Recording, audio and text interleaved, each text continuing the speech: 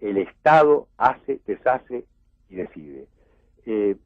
Hay que lograr ese equilibrio tremendamente laborioso, que es lo que nosotros precisamos en América Latina, concebir que las soluciones son laboriosas y no mágicas, construido sobre un Estado nuevo basado en una relación nueva entre Estado y ciudadano. Esta relación nueva entre Estado y ciudadano es el Estado democrático de derecho. Un nuevo Estado democrático de derecho que evite la imposición del Estado autoritario y un Estado que no sea simplemente una cáscara sin capacidad de acción. Doctor Caputo, muchas gracias por sus reflexiones. Apreciamos aquí el esfuerzo que usted hizo para poder mantener este enlace desde Argentina con esta reunión internacional de radio. Los saludamos y los despedimos con un aplauso si nos permiten. Un saludo a todos ustedes.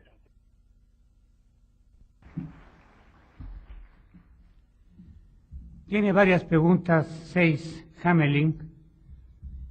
Le dicen, si la democracia, al igual que la identidad, son parte de una obra en permanente construcción, en su opinión, ¿cuáles serían las características, los elementos que no deben faltar en los cimientos para que no tengan cuarteaduras las paredes de ese posible edificio que dará cobijo al diálogo, la interactividad y la cooperación? Hermosas palabras que también tienen significados diferentes para los propietarios de los medios de comunicación, para los comerciantes de la comunicación. Los reporteros normalmente elaboran mucho sobre estos conceptos, van sobre lo que acaban de establecer. Esto tiene que ver con la responsabilidad. ¿Alguien puede acercarle el micrófono, por favor? Cuando analicé el contexto de la democracia, también diría que varios escritores, cuando empiezan un libro, empiezan por el prefacio y hablan de que vivimos en una etapa de democracia, y eso es una falsedad, una falacia. Vivimos en la imaginación de la democracia, tenemos la imagen de la posibilidad de la democracia. Where you find what Benjamin Barber defines as strong democracy. That, in my definition, would be the only definición de lo que dijo participatory politics, in which citizens have an opportunity. Donde los ciudadanos tienen una oportunidad de tomar decisiones sobre lo que es su destino y las formas en las cuales los derechos tienen que llegar a ellos. Es ese tipo de sistema, no considero que creo que lo tengamos en ninguna parte del mundo. Hemos tratado de lograrlo a través de un complejo proceso. Tenemos muchos sistemas, tenemos tecnocracias, teocracias, mediocracias, varias formas de representación liberal de democracias. Estoy totalmente de acuerdo en que en mi catálogo también hay democracias muy ligeras.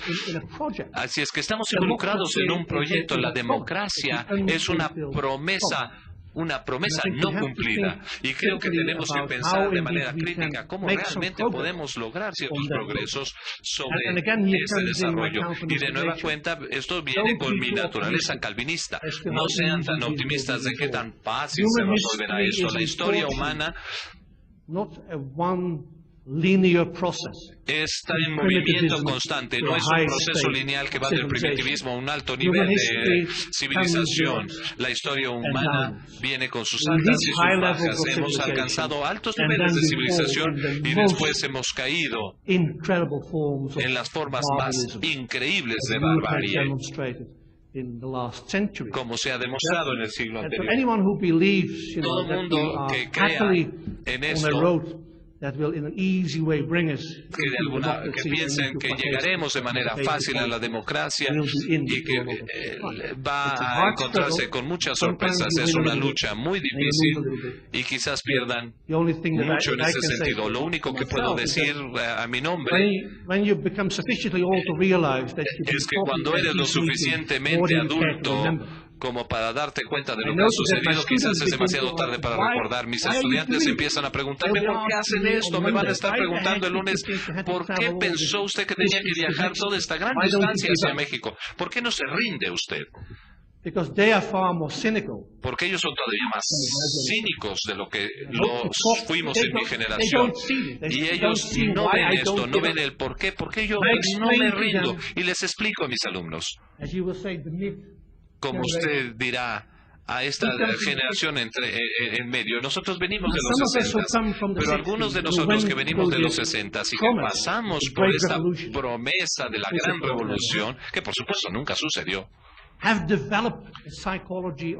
hemos desarrollado una psicología de no poder darnos por vencidos. Yo les digo a mis alumnos, aquellos de nosotros que pasamos los 60, hemos hecho una promesa de que nunca creceremos, nunca nos convertiremos en adultos, siempre mantendremos el sueño. Y yo me cuelgo de ese sueño de la imaginación democrática. Gracias.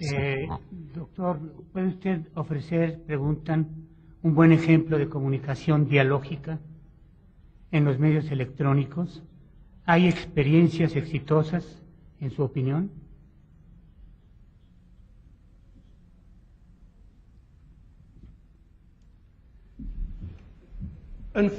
Desafortunadamente, no.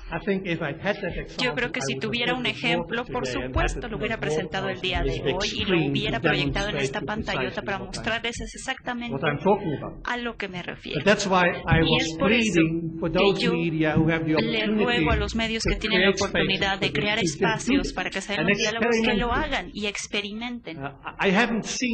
Todavía no he visto buenos ejemplos de las mejores prácticas. Lo que sí he visto es que si uno va a las difusoras con propuestas sobre algunos programas para establecer el diálogo en una comunicación no violenta, por lo general no muestran interés, por lo general no lo encuentran emocionante como comunicación mediática. Yo creo que es un error básico. Y aquí estamos de nuevo en lo mismo. No me fue fácil encontrar ejemplos concretos, pero depende de nosotros que estamos aquí sentados. ¿Qué podemos sacar de esta sesión? Podemos establecernos la misión de crear nosotros los ejemplos para que nos volvamos a reunir en un par de años cuando organizamos el 4 encuentro. Bueno, podremos platicar de los ejemplos. ¿Por qué no nos prometemos? En serio, ¿por qué no nos organizamos para que en el próximo encuentro nosotros seremos los ejemplos de una buena comunicación?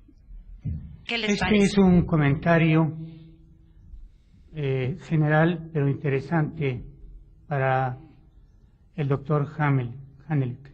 Quiero decirle que lo felicito, que agradezco que haya aceptado venir, porque sus palabras me han alentado a seguir adelante. En mi trabajo tengo muy poco reconocimiento, vía premios y medallas, pero usted hoy me hizo ver que eso no es importante. ¿Cómo podemos luchar los medios públicos contra la violencia que se maneja desde las esferas del gobierno, cuando nos agreden constante y cotidianamente, cuando nuestros salarios son de miseria, cuando tenemos tantos rezagos tecnológicos y laborales?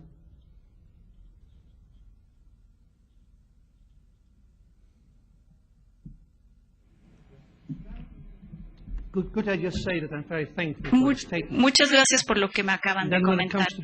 Y en lo que respecta a la pregunta, quiero decirle con toda honestidad que es uno de los problemas que enfrentamos en conferencias como esta. Siempre se hace una pregunta.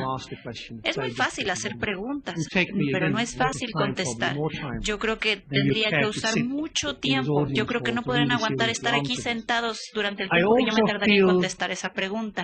Y también, pienso, como les dije anteriormente, ¿por qué enfrento tantas dificultades con las sesiones de preguntas y respuestas? Porque alguien te hace una pregunta y espera que haya un experto por ahí en el mundo que tenga todas las respuestas a las preguntas que se pueden hacer. Sinceramente, me rehúso a jugar ese papel. Yo no puedo ponerme en ese lugar del gurú que todo lo sabe. ¿Qué vas a hacer después? No. Yo lo que estoy dispuesto a hacer es dialogar con cualquier persona que quiera sobre qué haremos después, porque lo que hagamos después no es lo que yo creo que debemos de hacer todos. Lo que haremos después es algo que tiene que surgir de ese intercambio. Entonces, si tuviera más tiempo, le diría a la persona que me pregunta qué hacer, por favor, salga del anonimato de escribir preguntitas en papeles y venga aquí y siéntese conmigo en este podio. ¿Y por qué no abrimos un diálogo? Y vamos a hablar de lo que usted cree que se pudiera hacer, porque el problema con esta comunicación violenta entre adversarios y jerárquica es que parece haber una suposición que aquellos quienes hacen las preguntas no conocen las respuestas. Yo confío sobremanera en todos los seres humanos. Y yo creo que en la mayoría de los casos quienes hacen las preguntas conocen ya la respuesta y a lo mejor no tienen, nada más quieren la confirmación de un experto para saber que están en lo correcto, pero sería mucho más interesante que nos sentáramos a platicar. Siempre que sucede esto, bueno, me recuerdo de ese año que trabajé en el Consejo de las Iglesias en Ginebra con Pablo Pearl, famoso filósofo brasileño. Durante un año compartimos la misma oficina y una de las cosas que Paulo mencionó es que me dijo, nunca empieces a hablar como si fueras un experto. Y él nunca lo hizo. Siempre que recibía una invitación, nunca daba una presentación como lo hice yo. No estoy siendo leal a esta tradición. Paulo me decía, ¿en qué estás pensando? ¿En qué quieres pensar? ¿Hay algo que de verdad le quieres dedicar el tiempo a pensar? Bueno, pensemos juntos. Entonces, muy pocas veces tenemos la oportunidad de hacerlo así. Y lo manejó así porque me lo explicó. El problema es que hay demasiados expertos y el problema en específico con los políticos es que no confían en la gente. No confían en la gente, no confían en que ellos pueden encontrar sus propias respuestas. Y yo creo que una vez que uno llega a la conclusión de que sí podemos confiar en la gente y que encuentre sus propias respuestas, tomaremos decisiones sabias. Y ese es el inicio del diálogo. Resumo 4 preguntas en la siguiente. Los grupos xenófobos argumentan que su identidad cultural peligra, sobre todo ante los inmigrantes. ¿Por qué tanto miedo a perder la identidad cuando todos los humanos somos un cóctel de identidades? Además, nadie pierde la identidad por tener un vecino que es diferente. Los medios de comunicación necesitan orientarse hacia un diálogo, pero ¿cómo transmitir un diálogo no violento? Aquí contamos con la presencia de varios directores, dice otra persona, de radio pública de diferentes partes del país. ¿Podría darles usted un par de ejemplos del tipo de programas que fomentan una mejor comunicación? ¿Cómo pueden contribuir en suma los medios de comunicación para generar conciencia de la importancia de quienes los escuchan? Resumir esto con un solo ejemplo de un problema que desesperadamente he tratado de abordar en la televisión neerlandesa. Comencemos en el 11 de septiembre. La UNESCO me invitó a ir a Beirut y a tratar de establecer un diálogo entre musulmanes, cristianos y judíos. Fue una situación extremadamente difícil porque imagínense, después del 11 de septiembre, ¿cuál era el nivel de la tensión? Nosotros logramos juntarnos por un par de días y nos juntamos a analizar muchas dificultades y logramos establecer un diálogo real. En un diálogo en donde se escuchara, un diálogo donde se hacía un cuestionamiento, no más suposiciones. Vimos que se estaba dando un cambio. Pero a mí me emocionó mucho esta situación y le hablé a varios de mis amigos de la televisión neerlandesa y les dije, ¿saben qué? Estoy en un proyecto tan interesante y sería maravilloso si pudiéramos pasar algo en la televisión neerlandesa para que la gente vea que sí hay gente que se puede poner a discutir y a escucharse, y es un muy buen momento para ejemplificar que aún en condiciones más difíciles las personas pueden estar dispuestas a abrirse al diálogo. Y se los digo con mucho respeto para todos mis buenos amigos. Bueno, me hicieron preguntas tontísimas. Ay, de verdad había polémicas, estaban gritando entre ellos. Porque solamente si te pones a gritarte al otro parece que ahí sí hay polémica. Y les dije, no, nadie se estaba gritando. Le dieron la oportunidad al otro de hablar y los otros escuchaban. La mayoría de mis amigos de la televisión neerlandesa, bueno, me dijeron, no, eso no hace un buen programa de televisión, no es lo suficientemente polémico, porque tenemos el pensamiento tan errado en muchas televisoras, específicamente en el país, que el debate polémico es lo bueno, y es lo bueno para la política, y es bueno para la democracia. Yo creo que arruina la democracia. Lo que no se está dando cuenta la gente es que la polémica viene, y bueno, hablamos de Grecia. La polémica viene de un vocablo griego que es polemos, que significa guerra.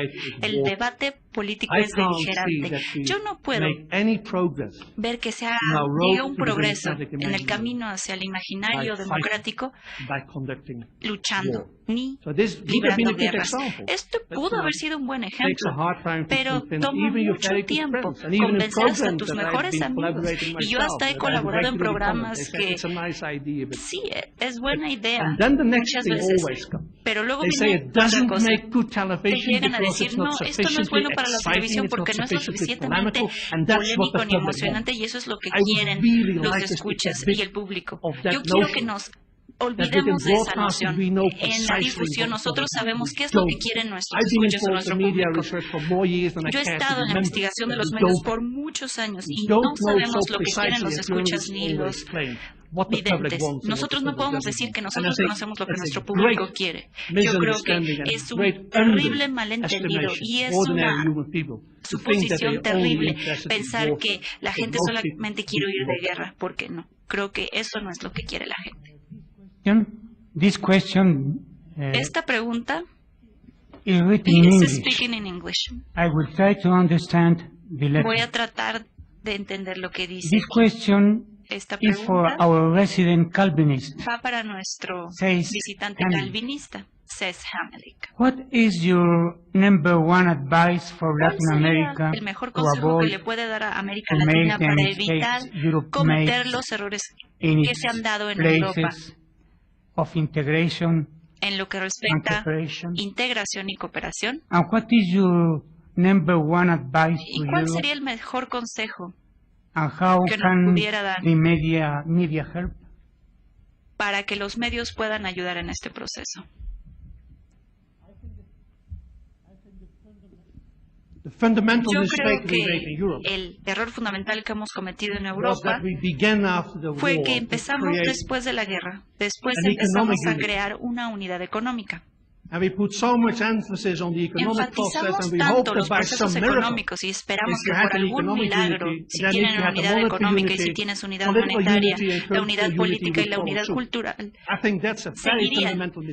Y eso es un error fundamental. Nosotros queremos esa integración económica porque queríamos evitar que hubiera otra vez una guerra en tierra europea.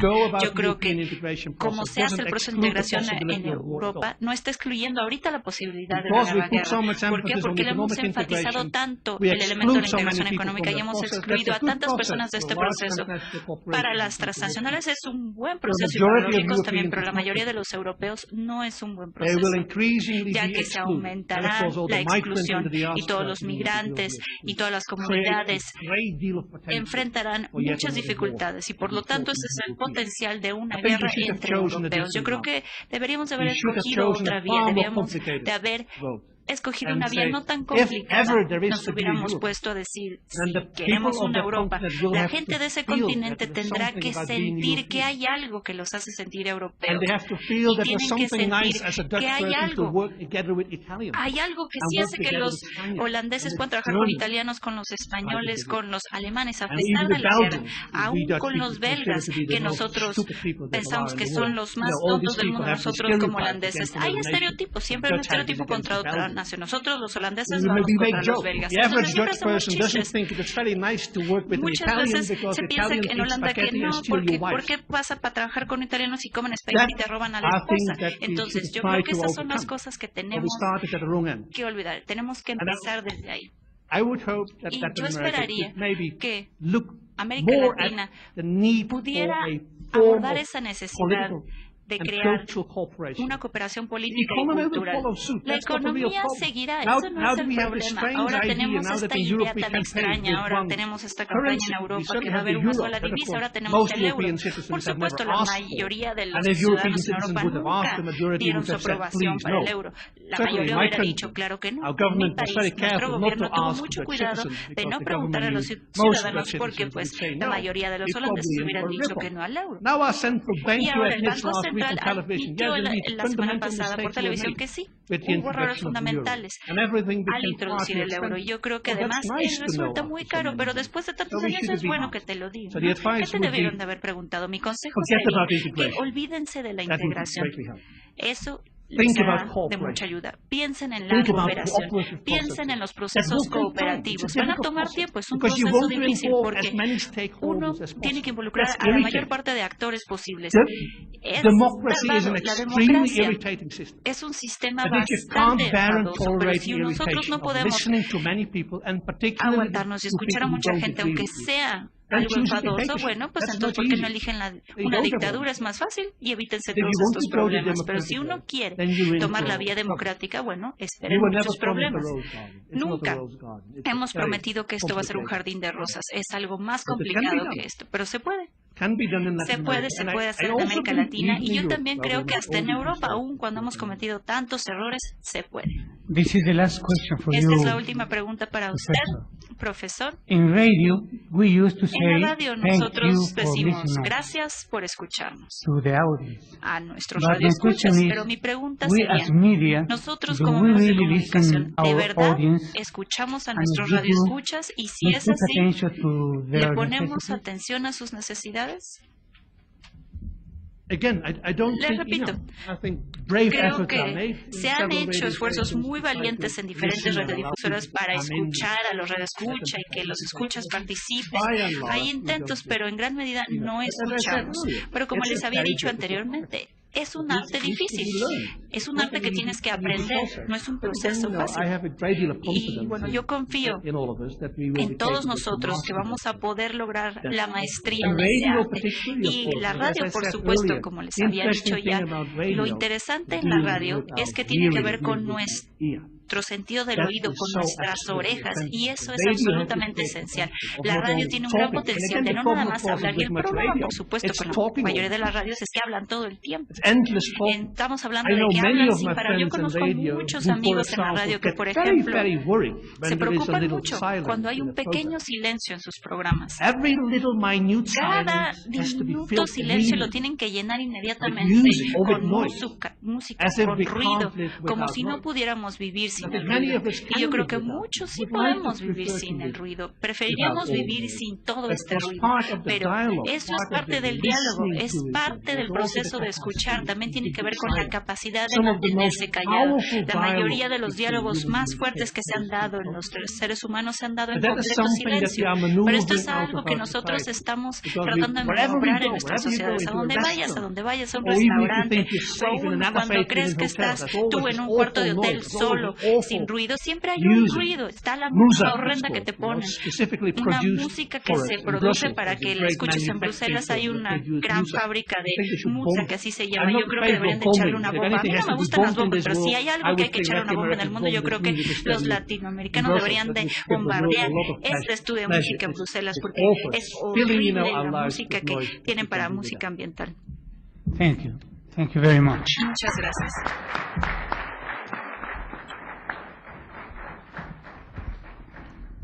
Sergio, pongo por delante un comentario acerca de una expresión tuya cuando dices en tu ponencia una fascinación hacia lo americano. Entonces, comentan, qué pena que se refiere usted a lo estadounidense o norteamericano diciendo americano. Recuerde que América llega hasta la Tierra del Fuego y que todos somos americanos. Dice luego, ¿cómo contrarrestar el alto grado de desinformación que impera en los medios, específicamente en la televisión? Y junto con esto, de una vez, si existe un hecho o una noticia que rápido se hace efímera, quiere decir que ahora tan solo abundará lo noticioso. ¿Qué opinión tiene acerca de programas como Big Brother? ¿Cree que es una forma de degradar a la sociedad? Por un momento. Sí, por favor. Bueno, respecto a la expresión americano, debo reconocer que es errónea, ¿no? Pero la fuerza de la costumbre nos lleva a decir siempre, refiriéndose a los ciudadanos de Estados Unidos o a los Estados Unidos, lo americano, quizás porque en español resulta tan difícil decir estadounidense. Y la verdad es que los Estados Unidos no tienen un nombre concreto, porque ser Estados Unidos no es un nombre de país, entonces por eso se llama Estados Unidos de América, y de ahí viene esta confusión con lo americano, de lo cual me excuso y confirme el propósito de enmienda. Creo que el asunto de la desinformación es un mal que afecta no solo a la televisión, sino a todos los otros medios de comunicación. Y esto tiene mucho que ver con los otros conceptos que yo utilizaba en la exposición, que es el de la superficialidad de la información y la información de consumo rápido, de consumo instantáneo, que está diseñada para olvidarse y que no quede ninguna memoria histórica acerca de los hechos que han ocurrido. Me parece que esto es una forma de desinformación, la superficialidad. Y me vuelvo a referir aquí a lo efímero, ¿no?, que es parte de la siguiente pregunta, que son conceptos que para mí están absolutamente relacionados. Me parece a mí que las televisoras comerciales tienen su propia naturaleza, tienen su propia definición, son entidades privadas, empresas privadas, que se regirán por sus propios intereses comerciales, y esto tampoco es radical, porque hay estaciones de televisión privadas que son muy buenas y otras que son absolutamente comerciales. Pero yo sí creo mucho en la comunicación alternativa, y que es posible que haya medios de comunicación alternativos que sean eficaces cada vez más para sectores de población más grandes. Y en este sentido el concepto de medios públicos de comunicación es mal utilizado en América Latina. Los medios públicos de comunicación son en muchos casos utilizados solamente para beneficio del gobierno de turno, y no son entidades públicas independientes del gobierno de turno que puedan fijar a largo plazo políticas de programación y de que de la misma manera aseguren la independencia de estos medios públicos. Y por último, con respecto al Big Brother, yo creo que este es un fenómeno de los tiempos, ¿no?, que tiene mucho que ver esto con el desprecio por la vida privada de las personas, y cómo la vida privada de las personas se vuelve también espectáculo. Me parece que eso es una forma absoluta de degradación, no solo para las personas que son encerradas allí dentro de una vitrina a actuar como si no estuvieran siendo vistas, sino también para los que están viendo. No sé, ojalá esto sea un fenómeno efímero, esto del Big Brother. Gracias. Con esta pregunta concluimos la sesión de hoy. Quiero agradecer a nombre de los organizadores de esta reunión internacional al doctor Dante Caputo, a Seis Hamelink, a Sergio Ramírez Mercado, sus brillantes participaciones en este encuentro. Y a ustedes su paciencia y su asistencia a esta reunión. Muchas gracias.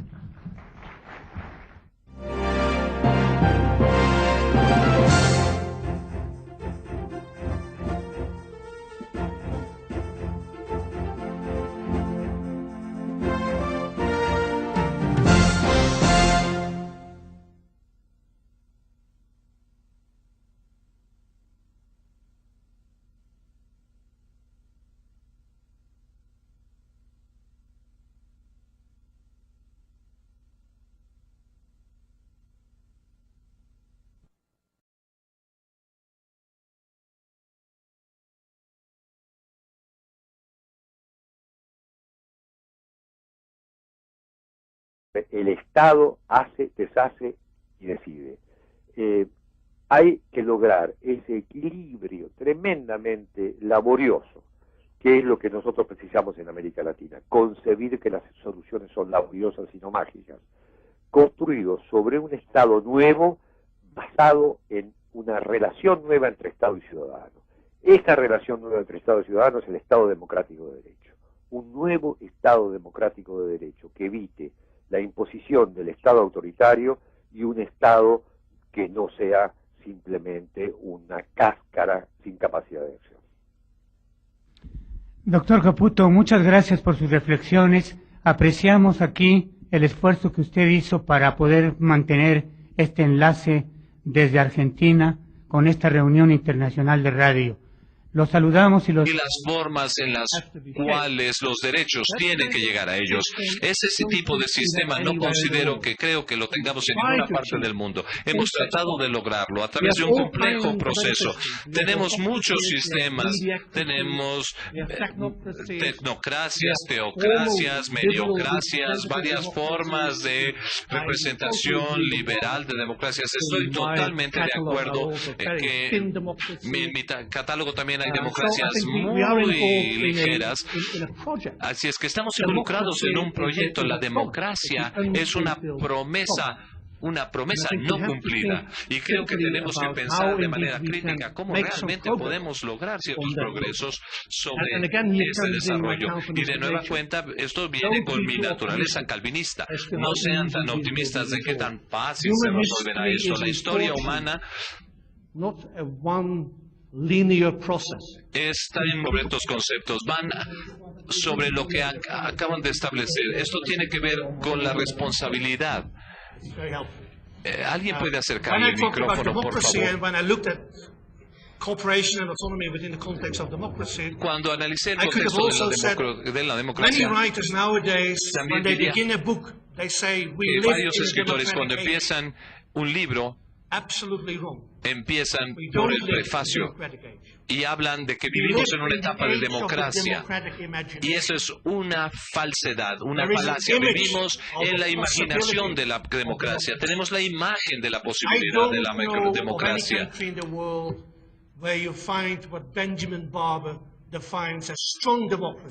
En mi definición de lo que dijo,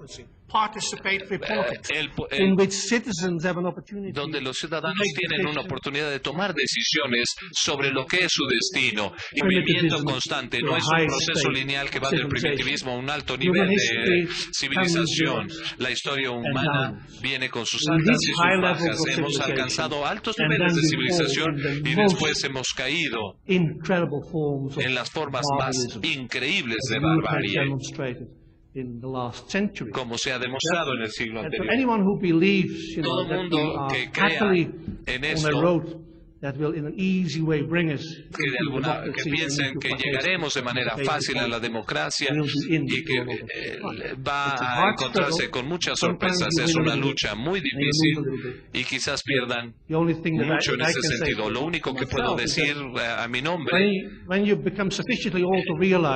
es que cuando eres lo suficientemente adulto como para darte cuenta de lo que ha sucedido, quizás es demasiado tarde para recordar. Mis estudiantes empiezan a preguntarme ¿por qué hacen esto? Me van a estar preguntando el lunes ¿por qué pensó? Les pedimos con un aplauso si nos permiten. Un saludo a todos ustedes.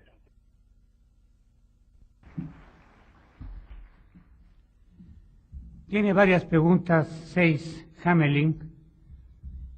Le dicen, si la democracia, al igual que la identidad, son parte de una obra en permanente construcción, en su opinión, ¿cuáles serían las características, los elementos que no deben faltar en los cimientos para que no tengan cuarteaduras las paredes de ese posible edificio que dará cobijo al diálogo, la interactividad y la cooperación? Hermosas palabras que también tienen significados diferentes para los propietarios de los medios de comunicación, para los comerciantes de la comunicación. Los reporteros normalmente elaboran muchos